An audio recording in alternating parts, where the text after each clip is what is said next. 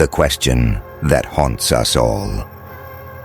What if the person you trust most, the neighbor, the coworker, the charming stranger, was hiding a monstrous secret?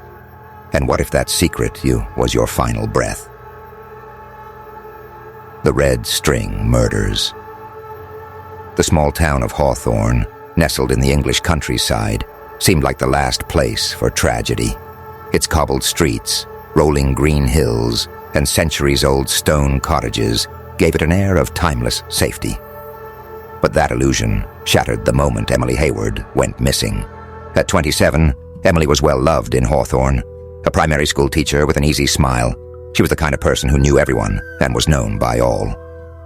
When she didn't come home one foggy November evening, alarm bells rang.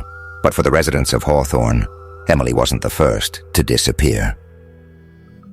The missing. Over the past year, 3 others had vanished under equally strange circumstances. Olivia Daniels, 19, a university student last seen walking home late from a party. Her friends thought she'd gone home to her parents, but she never arrived. Liam Carter, 23, a bartender who'd clocked out for a smoke break and never returned. His phone and jacket were left behind. Sarah Holden, 34, a single mother whose car was found abandoned with the engine still running. Her young son sat crying in the back seat. The police were reluctant to connect the cases. Different ages, different locations, no apparent links. But for the residents of Hawthorne, there was an undeniable thread. "Someone's hunting us," they whispered. But who? The neighbor. No one suspected Michael Rowe had lived on the edge of town for 5 years. Quiet, polite, and reserved, he was the kind of neighbor you barely noticed. His 2-story house, flanked by thick woods, was tidy but unremarkable. Michael was a collector of antique clocks, a passion he pursued with almost obsessive precision. But Michael was also a collector of something far darker: lives. Michael's childhood was a patchwork of abuse and neglect. Raised by a mother who saw him as a burden and a stepfather whose idea of discipline left scars, Michael learned early how to blend into the background. At 10, he discovered the power of control. He trapped and killed a neighbor's cat, hiding the body where it would never be found. The feeling stayed with him, a rush that made the chaos of his life seem manageable. As he grew older, Michael's outward demeanor remained calm and collected. Inside, however, the urge to dominate and destroy festered. The air was thick with fog as Emily walked home from an evening at the pub. She kept to the main road, her footsteps echoing in the stillness. A car pulled up alongside her. "Need a lift?" The voice was familiar. Michael Rowe. Emily hesitated. It wasn't unusual for neighbors to offer rides, but something about the way he looked at her made her uneasy. Still, she accepted. The smell hit her as soon as she stepped inside the car, metallic, sharp. Her instincts screamed at her to get out, but the door locked, with a sinister click. "What's that smell?" she asked, forcing her voice to stay calm. Michael smiled, his hands gripping the steering wheel tightly. "You'll find out." The detective's breakthrough. Detective Hannah Cole had been working the case for months, haunted by the lack of progress. A young, ambitious officer with a fierce sense of justice. She couldn't let it go. One rainy night, she spread out a map of Hawthorne and plotted the victims' last known locations. A pattern began to emerge. The disappearances formed a rough triangle. At its center, Michael Rowe's home. She convinced her team to raid the house.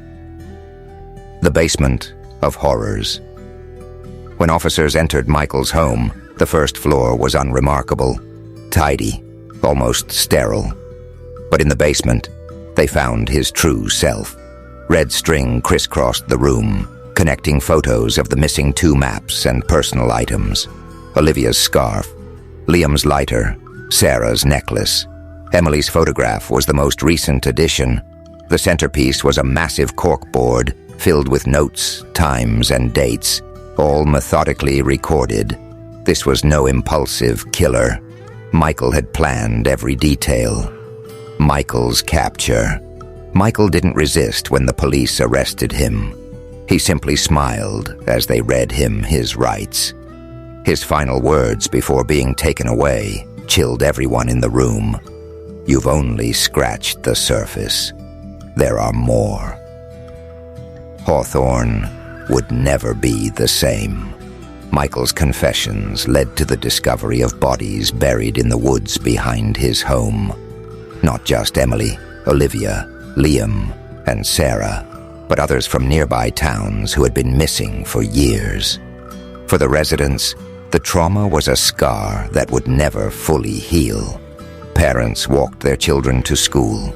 Doors were locked before sundown. The neighborly trust that defined Hawthorne was gone forever.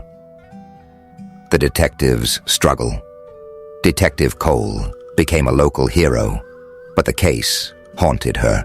In interviews, she admitted that Michael's calm demeanor during interrogations unnerved her more than his crimes. "He was ordinary," she said. "That's what's terrifying. He could have been anyone."